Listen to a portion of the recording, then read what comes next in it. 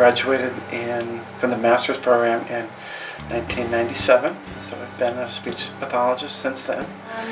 I chose communicative disorders because I grew up with it, and I loved hearing my dad talk about it. I really enjoyed all of his stories. Our story, the Barge family here, goes way back. There's 3 generations of us that have benefited by being here.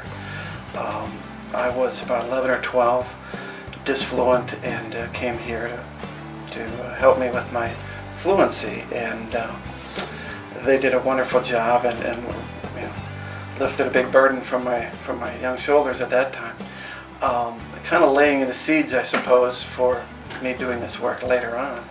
Coming here after having a degree already from UWSP, but really fitting very well into this program was wonderful. It was to the credit of all the faculty, Dr.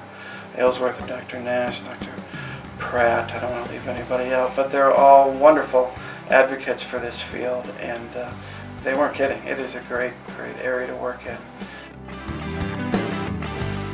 My father, in his 80s right now, but was disfluent, and he came here when in his 60s. In his 60s, probably about 1980 something, and he received some help with this issue as well. Then Dr. Aylesworth and others welcomed me to be a student here as an undergrad and then master's program, and it fit really well with me. It's been a huge blessing. I always remember growing up, he would bring the memory or cognitive tests home, and I would get a good taste of those. And I don't know, I just remember learning about what the epiglottis was and how that functioned and all of that kind of stuff growing up. I think the best part about this is he knows a lot about the medical side of speech therapy, and I don't have those classes as much yet. And so all the questions that I have that aren't really related to my classwork, I can ask him, and he'll give me a good angle on that side of things.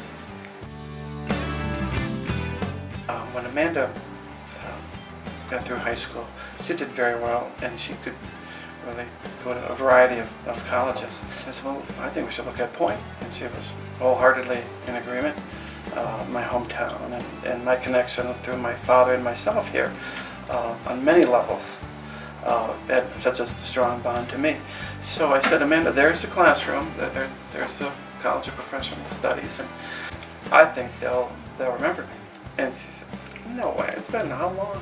I step in and, oh, Jim's here. It's kind of maybe cliche to say family, but I just talked to Dr. Plonsker, Cindy Forrester, and it's as if we've always been communicating for the last 15 years. It's a real close-knit group, and glad that she's a part of that to date.